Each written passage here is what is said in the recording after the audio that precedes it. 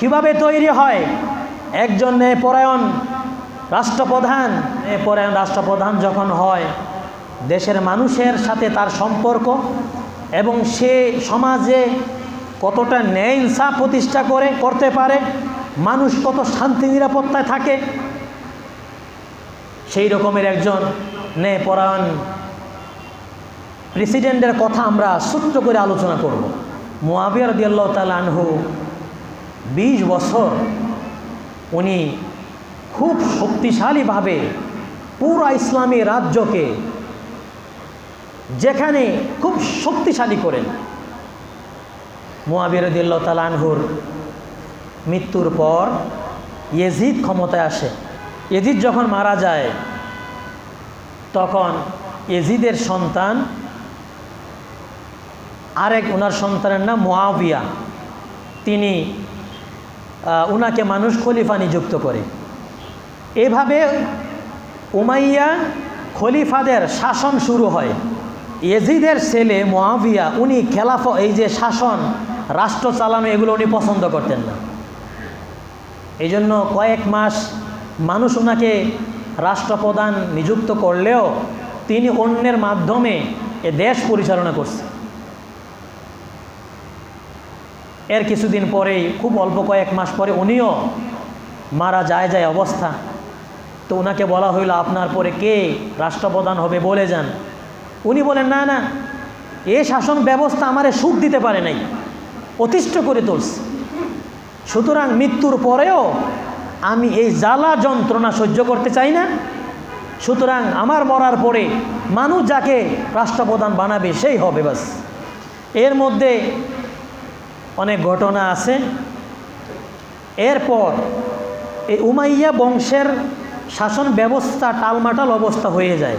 ইয়াজিদের জুলুম, চরম পর্যায়ের জুলুম, একেবারে বংশ নির্বংশ হয়ে যায়। মানুষ যে জুলুম করে ভালো থাকে না, এগুলো তো মানুষ শিখে না, তাই না? জুলুম, অন্যায়, অবিচার, দুঃশাসন, আমি আর আপনি যতই ভালো বলি কাউকে, ভাই ইতিহাস তো থাকে। সব মানুষ যদি বলে না না ইয়াজিদ আমাদের পিসাবা ছিলেন, ইয়াজিদ অমুক ছিলেন, ভালো ছিলেন, বলে লাভ আছে? ইতিহাস আছে ইয়াজিদ কি করছে। 4 বছর ক্ষমতা টিকে নাই, কি বিশাল সাম্রাজ্য বাবার হাত থেকে পাইছেন, কিন্তু 4 বছরের মাথায় উনিও মারা গেলেন। এর কয়েক মাস পরে যেই ছেলেরে দিয়ে গেছিলেন ওই ছেলেটাও মরে গেছে। ইয়াজিদের বংশের আর কেউ রাষ্ট্রপ্রধান হইতে পারে নাই, শেষ। জুলুমের প্রতিক্রিয়ার সীমা এত বেশি, চিন্তা করেন। আর কোথায় ইয়াজিদ, সেই রাষ্ট্র, সেই সুবিশাল সাম্রাজ্য, হ্যাঁ, বাংলাদেশের চেয়ে কত কত গুণ বড়। কি মক্কা, কি মদিনা, তায়েফ, সেই দামে সিরিয়া সহ ইরাক, ইরান, কত বিশাল সাম্রাজ্য। এর মাঝে আবদুল্লাহ ইবনে জুবায়ের উনি তখন হেজাজের উনি খেলাফতের ঘোষণা দিলেন। একটা পর্যায়ে মারওয়ান, এরা চিন্তা করছিল যে মানে ওখানে চলে যাবে, আবদুল্লাহ ইবনে জুবায়ের হাতে ওনার মাঝখানে আর ওদিকে যাওয়া হয় নাই। একটা পর্যায়ে মারওয়ান তিনি এই গোটা ইসলামী সাম্রাজ্যের খলিফা মানে রাষ্ট্রপ্রধান হয়। মারওয়ান এর ছেলে আব্দুল মালিক, এক ছেলের নাম আব্দুল মালিক, আরেক ছেলের নাম আব্দুল আজিজ। কথাগুলো আমি পিছন থেকে আনতেছি এই জন্য যে একজন রাষ্ট্রপ্রধান সে কেমন হওয়া লাগে এবং ন্যায়পরায়ণের একেবারে পরাকাষ্ঠায় যখন এরকম একজন শাসক রাষ্ট্রপ্রধান হয়, সুশাসন আর দেশের জনগণ কি পরিমাণ সুখ আর শান্তি ভোগ করে, এই সব বিষয়গুলো এই কথার মধ্যে আছে। একজন রাষ্ট্রপ্রধান কিভাবে তৈরি হইতেছে খুব খেয়াল করেন। আর একজন শাসক জনপ্রতিনিধির ছেলে, আমরা তো আমাদের দেখা যায় বড় বড় এমপি মন্ত্রী ছেলেদেরকে গড়ে ওঠায়, হ্যাঁ, মানুষ বলে যে বাপ যেমন ছিল ছেলেটা আরও বেশি, মানে চুরি চামারি দুর্নীতি ভান্ডারি ঘান্ডারি যা আছে এগুলো বাপের থেকে ছেলে ছাড়াইয়া যায়। কিন্তু আমি যার কথা বলছি খুব মনোযোগের সঙ্গে শোনেন যে ওনারা কিভাবে সন্তানকে বড় করছে, একজন রাষ্ট্রপ্রধান কিভাবে তৈরি হয়। মারওয়ানের মৃত্যুর পরে ওনার দুই ছেলে আব্দুল মালিক আর আব্দুল আজিজ। আব্দুল মালিক রাষ্ট্রপ্রধান প্রেসিডেন্ট হইলেন, আরেকজন ছেলে আব্দুল আজিজ। এই আব্দুল আজিজকে মিশরের গভর্নর শাসক প্রাদেশিক শাসক নিযুক্ত করা হয়। আব্দুল আজিজ বিয়ে করবে, উনি ওনার খাদেম হোক, যারে বলল শোনো আমার হালাল টাকা থেকে 400 দিনার ঠিক করো, আমি একজন ভালো ফ্যামিলির দিনদার ফ্যামিলির একটা মেয়ে বিয়ে করব।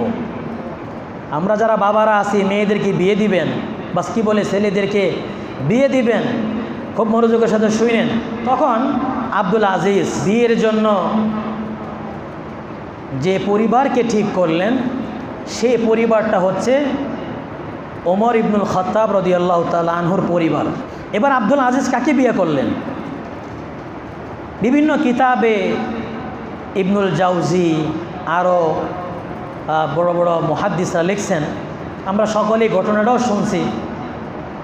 ওমর রাদিয়াল্লাহু তাআলা আনহু ওনারা তো আমাদের মতন শাসক ছিলেন না, তাই না? জনগণের সাথে কোনো সম্পর্ক নাই, খাইয়া আছে না খাইয়া আছে, নিজের পেট ভরছে বাস। হ্যাঁ, মানে দুর্নীতির কথা শুনলে মানে আমাদের শরীর একেবারে নিস্তব্ধ হয়ে পড়ে। সামান্য একজন পুলিশ কর্মকর্তা চিন্তা করেন এত হাজার কোটি টাকার মালিক হয়ে যায়, এর টাকা দিয়া কয়েকশো পরিবার স্বাচ্ছন্দ্যে চলতে পারবে। ওমর রাদিয়াল্লাহু তাআলা আনহু জনগণের খবর নিতেন। খবর নেওয়ার সময় একবার ওই যে একটা জীর্ণ শীর্ণ একটা পরিবারের পাশ দিয়ে যাচ্ছিলেন, এরপর মা মেয়েকে বলল ওই যে সকাল হয়ে যাইতেছে তুমি দুধে পানি দাও। মেয়ে বলতেছে মা ওমর শাসক, এই পানিতে দুধে পানি দেওয়া নিষেধ করা হয়েছে। আরে ওমরকে দেখবে নাকি? ওমর যদিও না দেখে ওমরের আল্লাহ তো দেখতেছেন। মেয়ে পানি দিল না। ওমর রাদিয়াল্লাহু তাআলা আনহুর সাথে ওমরের একজন খাদেম ছিলেন, উনিও ওই ঘটনার শোষককে শুনছেন দেখছেন। পরের দিন ওমর রাদিয়াল্লাহু তাআলা আনহু তাকে পাঠাই বললেন তুমি খবর নেও এই পরিবারের পুরুষ কোনো কর্তা টর্তা আছে কি না। খবর নিয়ে দেখলো ওই মহিলা উনি বিধবা, তার কোনো স্বামী নাই, স্বামী মারা গেছেন হয়তো। ঘরের মধ্যে একটা জীর্ণ পরিবার, বিধবা একটা পরিবার, ওই মেয়ে আর মা থাকে। ওমর রাদিয়াল্লাহু তাআলা আনহু খবর আসার পর ওমর তার সন্তানদেরকে ডাকলেন, ডেকে বললেন শোনো তোমাদের কার বিয়ে দরকার, বিয়ে। তো ওমর রাদিয়াল্লাহু তাআলা আনহুর অন্যান্য ছেলেরা যেহেতু বিবাহ করছিলেন এই সময়, বাকি ছিল আসেম, উনি বিবাহ ওই সময় উনি করেন নাই। তখন আসেমকে ওই যে মেয়েটার আল্লাহর ভয় এত বেশি, ওমর রাদিয়াল্লাহু তাআলা আনহু আসেম ওনার নিজের সন্তান। ওমর রাদিয়াল্লাহু তাআলা আনহুকে বাংলাদেশের সরকারের মতন সরকার কি মনে করেন? কি বিশাল সাম্রাজ্যের শাসক। বুখারীতে আসছে উনি এই গলিতে দিয়ে যায়, শয়তান ওই গলিতে দিয়ে যায়। দুনিয়ার পাওয়ার যেমন আল্লাহ ওনারে দিছে, আখেরাতার সে সম্মান আর পাওয়ার আল্লাহ দিছে। সেই উমর ছেলেটারে বিয়ে করেছে, দেখে না পাওয়ার কদ্দুর আছে, বস্তা ভরি টাকা আছে কিনা, কত গাড়ির মালিক বাড়ির মালিক, ক্ষমতা কদ্দুর, আমি যে আমার ছেলেটারে বিয়ে করাবো মেয়ের, হ্যাঁ এগুলো দেখে নাই। আমাদের ঘরগুলোতে অশান্তি তো এই জন্যই, মেয়েটা তাকওয়া পরহেজগারিতে কতটুকু উন্নত এটা দেখে না মানুষ। সে রব চিনে কিনা, আল্লাহ চিনে কিনা, এগুলো মানুষ দেখে না। দেখে বস্তা, কয় বস্তা টাকার মালিক, কত কোটি টাকার মালিক আছে, এগুলো দেখে। আখলাক নৈতিকতা নাই, যার কারণে সমাজের মধ্যে ঘরে ঘরে এখন ফিতনা।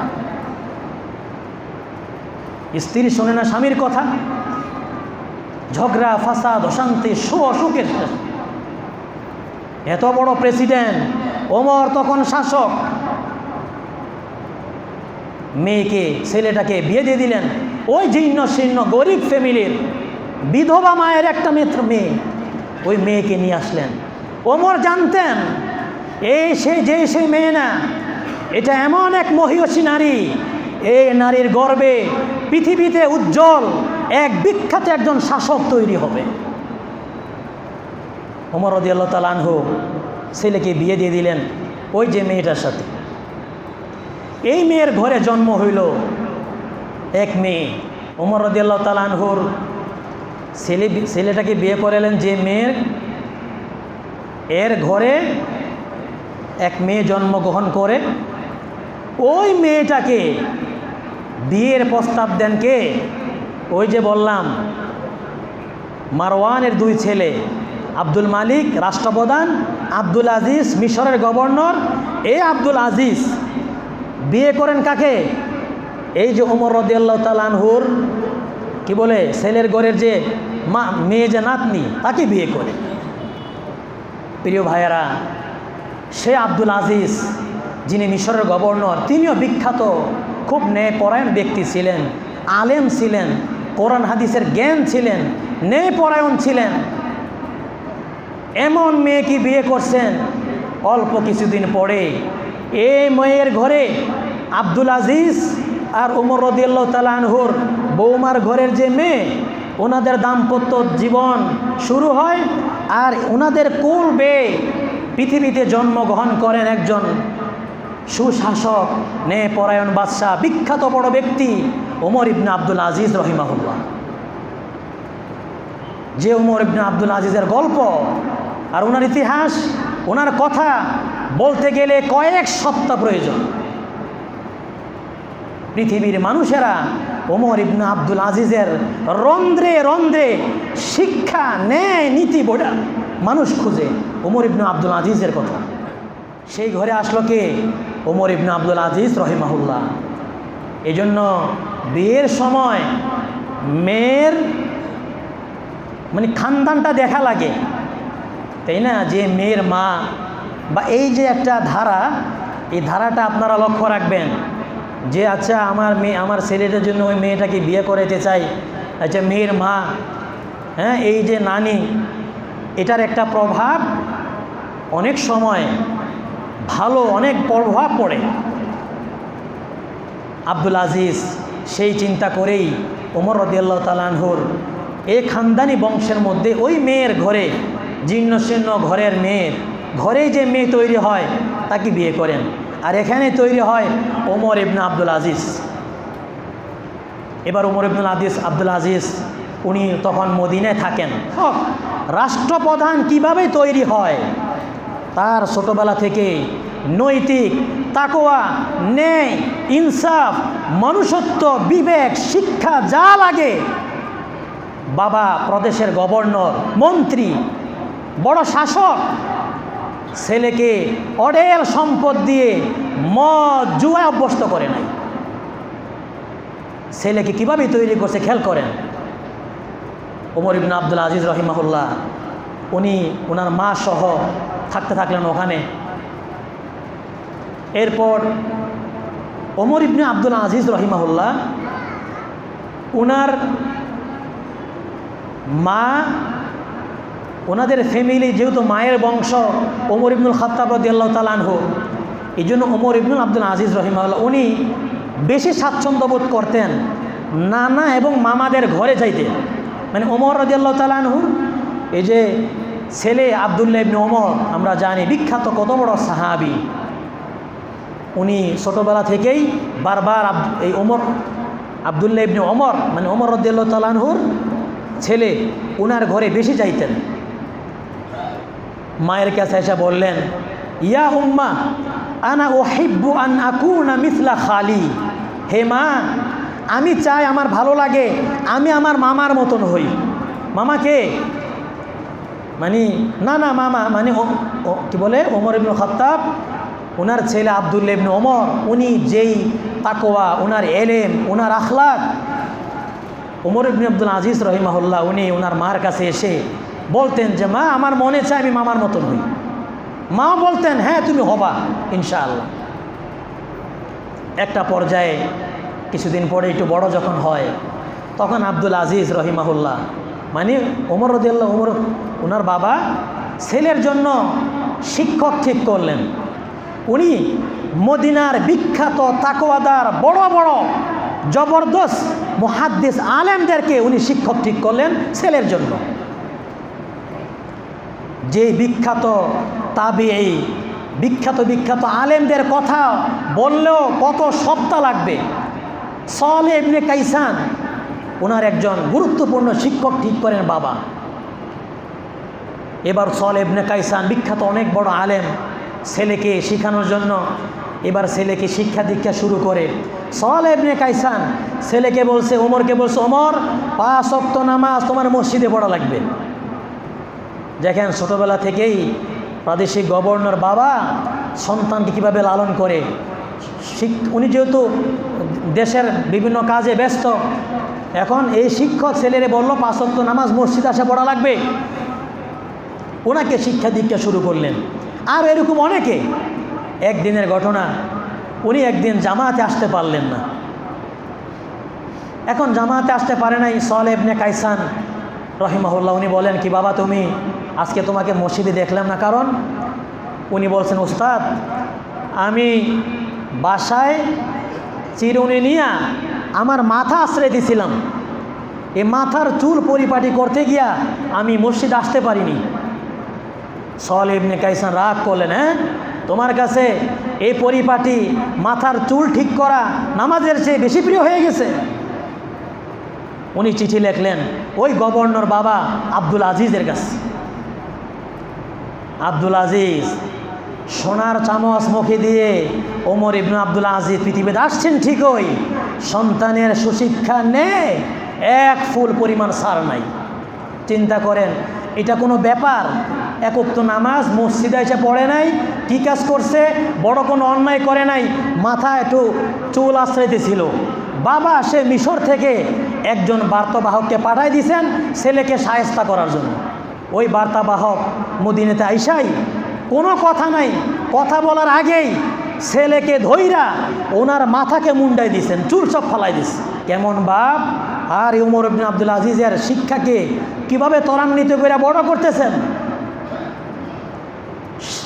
শাস্তি এবং শিক্ষা কেমন!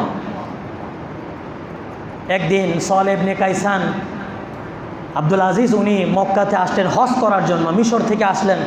সালেহ ইবনে কাইসানকে বললেন আচ্ছা আপনার ছাত্র আমার ছেলে ওমরের শিক্ষা দীক্ষার অবস্থা কী? সালেহ ইবনে কাইসান তখন বড় আশ্চর্য এক কথা বলছেন। উনি বলছেন ছোট্ট বালক ওমর, কিন্তু তার ভিতরে আল্লাহর ভয়, আল্লাহর আজমত, আল্লাহর ভীতি এত পরিমাণ গালেব আমি আর কাউকেই তার হৃদয়ের, সে যেভাবে আল্লাহকে ধারণ করছে, আল্লাহর ভয় তার ভিতরে যেমন আছে আমি আর কাউকে এরকম দেখি না। সুবহানাল্লাহ বলবেন না?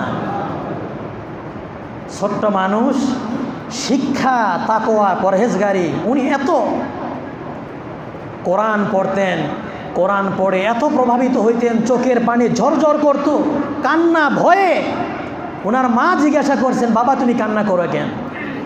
তখনই বলছে আমার ভয় আসে, মৃত্যুর কথা স্মরণ হয়, আল্লাহর কথা স্মরণ হয়।